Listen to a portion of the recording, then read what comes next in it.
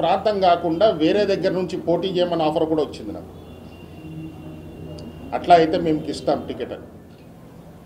వారి ఆశీర్వాదంతోనే ఒక 5 సంవత్సరాల పాటు నిజామాబాద్కి మొట్టమొదట మేయర్ కాగలిగాను నేను. నాకు నిజామాబాదు ఓటర్లతో ఒక సంబంధం, అనుబంధం ఉంది. కేవలం నేను ఒక ఎమ్మెల్యే కావాలనో లేకపోతే ఇంకోటి కావాలని అందుకని చెప్పి నేను ఇంకొక కాన్స్టిట్యున్సీకి వెళ్ళి నిలబడాలని చెప్పేసి నా మనసు అంగీకరించలేదు. అందుకని చెప్పి నేను పోలేదు. ప్రెస్ మీట్లో చెప్పటం అనేది నిజంగా నన్ను నా అదృష్టంగా భావిస్తూ ఉన్నాను. Thank you.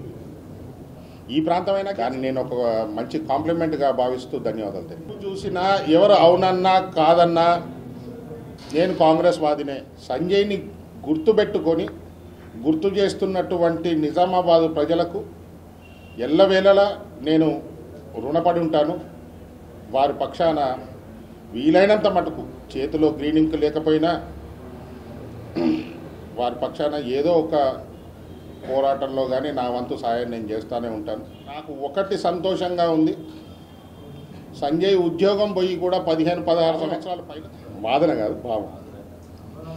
మీరు మీరు మీరు భావిస్తున్నట్టు కొంతకాలం నొప్పి ఉంటుంది. నొప్పి ఉన్నప్పుడు బాధపడటం సహజం. నేను కూడా మీలాగా మనిషినిగా తెర మీద కనబడతలేరు కాబట్టి వాళ్ళు సినిమాలో లేరనుకుంటే తప్పు సార్. 10 సంవత్సరాల నుంచి పడుతున్నటువంటి బాధ నుండి వారికి విముక్తి కలిగి చేసినటువంటి గొప్ప విజన్ ఉన్నటువంటి ముందు చూపున్నటువంటి లీడర్ రేవంత్ రెడ్డి గారు నిజామాబాద్కు తప్పకుండా న్యాయం చేస్తారని చెప్పి నాకు పూర్తి విశ్వాసం ఉంది. గౌరవనీయులు మా లీడరు,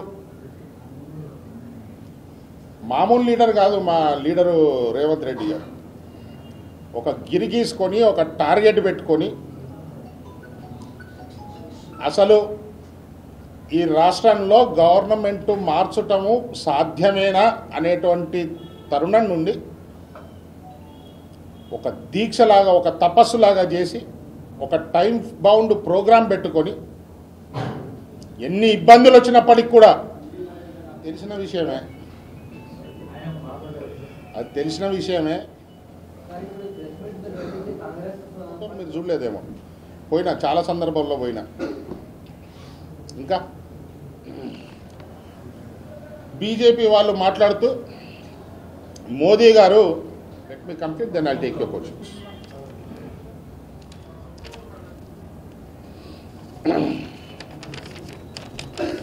కడతామని చెప్పేసి గత ప్రభుత్వం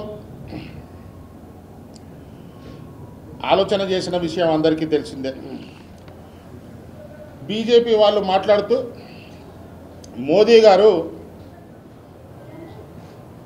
ఉగాది శుభాకాంక్షలు, అట్లనే ఈద్ ముబారక్. ఎలక్షన్స్ తర్వాత మళ్ళీ మొదటిసారి కలుసుకోవటం, మళ్ళీ ఇప్పుడు మీ అందరికీ తెలుసు పార్లమెంట్ ఎలక్షన్స్ నడుస్తూ ఉన్నాయి. కాంగ్రెస్ పార్టీ అభ్యర్థిగా పెద్దలు జీవన్ రెడ్డి గారు బరిలో ఉన్నారు. అట్లాగే అటు బీఆర్ఎస్, బీజేపీ క్యాండిడేట్లు కూడా ఉన్నారు. ఈ తరుణంలో మీడియా, ప్రెస్ మిత్రుల సహాయంతో, సహకారంతో నిజామాబాద్ జిల్లా ప్రజలకు కొన్ని వాస్తవాలు తెలియజేయాల్సినటువంటి అవసరం ఏర్పడిందనే ఉద్దేశంతో ఈరోజు ఈ ప్రెస్ మీట్ ఏర్పాటు చేయడం జరిగింది. ఇటీవలి కాలంలోనే రీసెంట్గా జరిగినటువంటి అసెంబ్లీ ఎలక్షన్స్లో గత 10 సంవత్సరాల నుంచి రాష్ట్ర జనాన్ని మోసం చేస్తూ, ముఖ్యంగా నిరుపేదల్ని ఇబ్బంది పెడుతూ రాక్షస రాజ్యం కొనసాగించినటువంటి బీఆర్ఎస్ పార్టీని బొందబెట్టి ఈ రాష్ట్రంలో పేదల పార్టీ కాంగ్రెస్ పార్టీని రేవంత్ రెడ్డి గారి ఆధ్వర్యంలో ఆశీర్వదించి ఘన విజయం సాధించి పెట్టిన ఓటర్ మహాశయులందరికీ ఈ సందర్భంగా ధన్యవాదాలు. అలాగే ఇప్పుడు రాబోయే పార్లమెంట్ ఎలక్షన్స్లో కూడా కాంగ్రెస్ అభ్యర్థిని జీవన్ రెడ్డి గారిని, వారికి అపారమైనటువంటి అనుభవం ఉంది. రాష్ట్ర మంత్రిగా పనిచేశారు, ఎమ్మెల్యేగా పనిచేశారు. చాలా మా నాన్నగారికి కాలేజ్ డేస్లో నాకు తెలిసినంత మటుకు 1 ఇయర్ జూనియర్ నిజాం కాలేజీలో. ఎప్పటి నుంచో స్నేహితులు వీళ్ళు. అంత అనుభవమైనటువంటి వ్యక్తి, absolutely non corrupt, down to earth person, అందరితో ఫ్రెండ్లీగా ఉండేటటువంటి పేరున్నటువంటి జీవన్ రెడ్డి గారికి ఇక్కడి నుండి టికెట్ ఇవ్వడం జరిగింది. అటువంటి వ్యక్తిని బలపరిచి, రాష్ట్రంలో కాంగ్రెస్ అధికారంలో ఉంది, కేంద్రంలో కూడా అతి త్వరలో కాంగ్రెస్ పార్టీ అధికారంలోకి రాబోతూ ఉంది. అటువంటి పార్టీకి ఓటేసి జీవన్ రెడ్డి గారిని, కాంగ్రెస్ క్యాండిడేట్ని పెద్ద మెజారిటీతో గెలిపించాలని చెప్పి ఈ సందర్భంగా మనస్ఫూర్తిగా ఓటర్ మహాశయులకు విజ్ఞప్తి చేస్తా ఉన్నాను. మీరు చూసినట్టయితే గతంలో కాంగ్రెస్ అధికారంలో ఉన్నప్పుడు జరిగినటువంటి అభివృద్ధి తప్పితే లాస్ట్ 10 ఇయర్స్లో నిజామాబాద్ ఎటువంటి అభివృద్ధికి నోచుకోలేదు. మీకు నేను ఊరికేనే చెప్పటం కాదు, ఎగ్జాంపుల్స్ కూడా మీకు చూపిస్తా. ఈరోజు నిజామాబాద్లో నడుస్తున్నటువంటి మెడికల్ కాలేజ్, తెలంగాణ యూనివర్సిటీ, బాసర్లో IIIT, నిజామాబాద్లో ఏప్రిల్ మే నెల రాగానే ఆల్టర్నేట్ డేస్ 2 రోజులకు ఒకసారి మంచినీళ్ళు వచ్చే సందర్భం ఉండేది. చాలామంది తాగునీటి కోసం కూడా ఇబ్బందులు పడే పరిస్థితి ఉండేది. అటువంటి పరిస్థితుల్లోంచి నిజామాబాద్కు ప్రతిరోజు మంచినీళ్ళు సరఫరా ఇచ్చి మంచినీళ్ళ ఇబ్బంది లేకుండా చేసినటువంటి ఘనత కాంగ్రెస్ పార్టీది. అప్పట్లో మంత్రిగా ఉన్నటువంటి ధర్మపురి శ్రీనివాస్ గారిది. ఈరోజు గోదావరి నుండి వాటర్ని ఎత్తిపోతల పథకం ద్వారా నిజామాబాద్కు తీసుకొచ్చి ప్రతి ఇంటికి గడప గడపకు గోదావరి అనే ప్రోగ్రాము అప్పట్లో మేము చేసింది చాలామందికి గుర్తుండి ఉంటుంది. ఒకవేళ మర్చిపోయిన వాళ్ళకి కానీ, యంగ్స్టర్స్కి కానీ, కొత్త ఓటర్లు కానీ, 18 సంవత్సరాలకి ఈసారి మొట్టమొదటి ఓటేస్తున్న వాళ్ళకి ఈ విషయాలు కొన్ని చరిత్ర తెలిసి ఉండదు. కాబట్టి మీ ద్వారా మిత్రులారా అటువంటి ఓటర్లకు దయచేసి వాస్తవాలు తెలియజేయాలా. పనిచేస్తున్న వాళ్ళు ఎవరు, నిజామాబాద్ని నిజంగా ప్రేమిస్తున్న వాళ్ళు ఎవరో, ఏ పార్టీ పనిచేస్తుందో, ఏ పార్టీ పేదవారికి, నిరుద్యోగులకు, కార్మికులకు, కర్షకులకు, ప్రతి సెక్షన్ వాళ్ళకు అందుబాటులో ఉండి పిలవగానే నేనున్నాను నీకు అని చెప్పి వచ్చి పనిచేసే లీడర్లు ఎవరు, పార్టీ ఎవరో వారికి తెలియజేయాల్సినటువంటి అవసరం ఉంది. కాబట్టి మీ సహాయం కోరుతూ ఉన్నాను. అంతేకాకుండా ఇదే జర్నలిస్టు మిత్రులకు ధర్మపురి శ్రీనివాస్ గారు 3 దఫాలుగా ఇళ్ల స్థలాలు ఇచ్చిన మాట వాస్తవం కాదా అని అడుగుతా ఉన్నా. మొన్నటి గవర్నమెంట్లో మీరు ఎంతో కష్టపడి శ్రమించి నిర్మించుకున్నటువంటి ప్రెస్ క్లబ్ను కూడా కూల్చే ప్రయత్నం పూర్తిగా జరిగింది. అందులో నిజామాబాద్లో ఉన్నటువంటి పనిచేస్తున్నటువంటి పాత్రికేయ మిత్రులు, మీడియా మిత్రులు ఒక తాటిపైకి వచ్చి లేదు ఈ అక్రమం జరగడానికి వీల్లేదని పోరాడినందుకే ఆ ఒక్క క్లబ్ మట్టుకు మిగల్చడం జరిగింది. కలెక్టరేట్ని కూలగొట్టేశారు. నిజామాబాద్ నడిబొడ్డున ఉన్నటువంటి స్పోర్ట్స్ గ్రౌండ్ను కూడా కబ్జా చేసే పూర్తి ప్రయత్నం జరిగింది. కొంతమంది స్పోర్ట్స్ లవర్సు, ప్రెస్ మిత్రులు అందరూ కలిసి ఆపినందు మూలాన ఎలక్షన్స్ మూమెంట్లో దాన్ని ఆపటం కొద్ది వరకు సాధ్యపడింది. కానీ వారి ఇంటెన్షన్స్ ఏముండే, బీఆర్ఎస్ పార్టీ ఇంటెన్షన్స్ ఏముండే, వాళ్ళ ఆలోచన విధానం ఎట్లుండే, దాచుకోవటం అనే విధానంలో ఉండే. నిజామాబాద్లో గత 10 సంవత్సరాల నుంచి జరిగినటువంటి కరప్షన్ ఇదివరకు ఎప్పుడు చరిత్రలో జరిగి వినటం కానీ జరగలేదు. అటువంటి పార్టీకి మళ్ళీ ఓటేస్తారా అని చెప్పేసి నేను అడుగుతా ఉన్నా మీ ద్వారా. దయచేసి కాంగ్రెస్ పార్టీకి పట్టం కట్టండి. ఈ 10 సంవత్సరాల్లో తెలంగాణ యూనివర్సిటీని తీసుకున్నట్టయితే ఇటు బీజేపీ ఎంపీ గారు కానీ అటు బీఆర్ఎస్ ఎమ్మెల్యే గారు కానీ ఎవరు కూడా దాన్ని పట్టించుకునే దాఖలాలు లేవు. యూనివర్సిటీ కాంగ్రెస్ పార్టీ తీసుకొచ్చి అక్కడ స్థాపించి స్టూడెంట్స్కి హెల్ప్ చేద్దాము, కొంతమందికి ఉపాధి కల్పిద్దాము అనే ఒక సదుద్దేశంతో దాన్ని కలిపితే నిత్యం దాంట్లో అడ్మినిస్ట్రేషన్ గొడవలు, కరప్షన్ గొడవలు, అంతేగాని డెవలప్మెంట్ అనేది జరగలేదు. యూనివర్సిటీకి ధర్మపురి అరవింద్ గారు బీజేపీ ఎంపీ గారు ఏం నిధులు తీసుకొచ్చి యూనివర్సిటీకి డెవలప్మెంట్ చేశారు, స్టూడెంట్ కమ్యూనిటీకి మీరు చేసినటువంటి సహాయం ఏందో పత్రికాముఖంగా తెలియజేయాలి. అంతేకాకుండా యూనివర్సిటీకి గాను అటు కరీంనగర్, ఆదిలాబాదులో ఉన్నటువంటి సుమారు 600-700 కాలేజీలను కూడా వీటికి అఫిలియేషన్ చేయాల్సినటువంటి అవసరం ఉండే ఆ రోజు కాంగ్రెస్ పార్టీ ఆ ప్రపోజల్ పెట్టింది. గత 10 సంవత్సరాల నుంచి కూడా ఈ 2 జిల్లాల కాలేజీలని అఫిలియేట్ చేయటంలో ఈ ప్రభుత్వం పూర్తిగా విఫలమైంది. తద్వారా తెలంగాణ యూనివర్సిటీకి ఇన్సఫిషియంట్ ఫండ్స్ ఉండి అది డెవలప్ కావటం లేదు.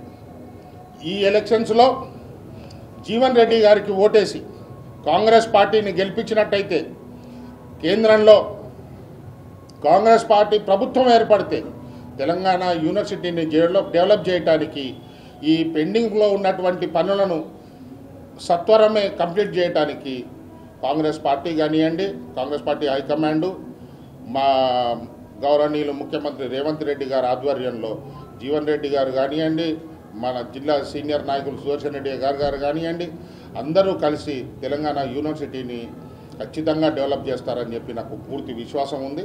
అందుకని దయచేసి కాంగ్రెస్ పార్టీకి ఓటేయాలని చెప్పేసి నేను మనవి చేస్తూ ఉన్నాను. యూనివర్సిటీ విషయమే కాదు, మెడికల్ కాలేజీని కూడా కాంగ్రెస్ పార్టీ స్థాపిస్తే దాంట్లో ఎటువంటి డెవలప్మెంట్ అనేది ఈ గత 10 సంవత్సరాల్లో ఈ 2 పార్టీలు అయినటువంటి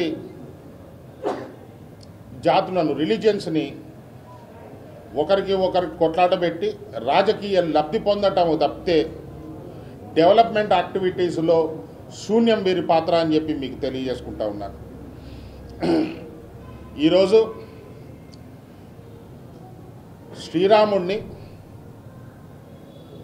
ప్రతి ఒక్కరూ చాలామంది వారి ఇష్టదైవంగా కొలుసుకుంటూ ప్రతిరోజు వారి పూజా మందిరంలో పూజ చేస్తున్నటువంటి శ్రీరాముడిని ఇవాళ ఎక్కడ పడితే అక్కడ గోడల మీద, చెత్త కుప్పల పక్కన, గల్లీలలో, మోర్ల మీద ఏడ పడితే ఆడ పేర్లు రాయటం కానీ పెయింటింగ్లు వేయటం కానీ జరిగింది. ఇది చూసి చాలామంది భగవంతుణ్ణి ఈ రకంగా కించపరచడం బాలేదు అని చెప్పేసి నా దగ్గరే వాపోయటం జరిగింది. ఇది ఎంత మటుకు కరెక్ట్ అనేది ప్రతి ఒక్క శ్రీరామ భక్తుడు ఆలోచించాల్సినటువంటి అవసరం ఉంది. అసలు భగవంతుడికి పాలిటిక్స్కి సంబంధం ఏంటి అది అర్థమవుతలేదు నాకు.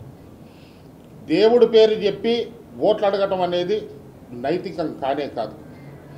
ప్రజలకేం చేశారు, నిజామాబాద్ ప్రాంతానికి ఏం డెవలప్మెంట్ చేశారు, ఇది ప్రతి ఒక్క ఓటర్ మహాశయుడు ఈ 2 పార్టీలని అడగాల్సినటువంటి అవసరం ఉంది.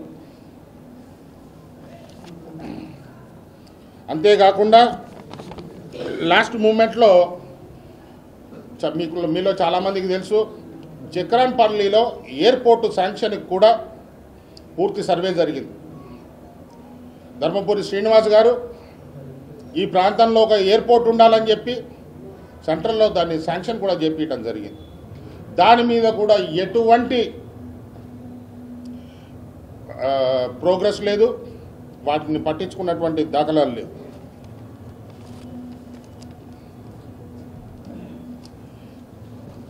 పసుపు బోర్డు సంగతికి వస్తే ఈ ఎంపీ గారు గెలిచిందే ఆ బాండ్ పేపర్ మీద రైతులకు నేనేదో ఉద్ధరిస్తాను అని, ఇటు షుగర్ ఫ్యాక్టరీ తెరిపిస్తాను, అటు పసుపు బోర్డు పెట్టిస్తాను అని చెప్పి ఈ ప్రాంత ప్రజలకు మాటిచ్చి ఈరోజు ఓడిపోయాడు, మాట మీద నిలబడలేకపోయాడు. 5 సంవత్సరాలు గడిచినాయి. ఆ తర్వాత కూడా ఎటువంటి బోర్డు ఇక్కడ స్థాపించలేదు, షుగర్ ఫ్యాక్టరీ కూడా స్టార్ట్ కాలేదు. కానీ కాంగ్రెస్ పార్టీ అధికారంలోకి వచ్చి సుమారు 3 నెలలే జరుగుతూ ఉంది. ఎలక్షన్ కోడ్ ఉంది. అయినప్పటికీ షుగర్ ఫ్యాక్టరీని తెరిపించడానికి సన్నాహాలు అప్పుడే స్టార్ట్ అయినాయి అని చెప్పడానికి సంతోషిస్తున్నాం. మీ ద్వారా ఓటర్ మహాశయులకు ఈ విషయాన్ని తెలియజేస్తూ ఉన్నాను. ఈ ప్రాంతంలో ఆర్మూర్ నుండి నిజామాబాద్ పార్లమెంట్ సెగ్మెంట్లో నాకు తెలిసినంత మటుకు ప్రపంచంలోనే నాణ్యతమైనటువంటి పసుపు ఇక్కడి రైతులు కష్టపడి పండిస్తూ ఉంటారు. ఇటువంటి పసుపు రైతులను ఆదుకోవటానికే ఈ పసుపు బోర్డు ఇక్కడ నిజామాబాదు జిల్లాలో స్థాపించాలి అనే ప్రపోజల్ బయలుదేరింది. అప్పట్లో అధికారంలో ఉన్నటువంటి స్థానిక ఎంపీ, ఆ రోజు సీఎం కేసీఆర్ గారి కూతురు కవిత గారు ఆ ప్రపోజల్ పెట్టినట్టు నేను విన్నా. దాన్ని టేకప్ చేసినటువంటి ఈరోజు ఎంపీ అరవింద్ గారు, బీజేపీ ఎంపీ,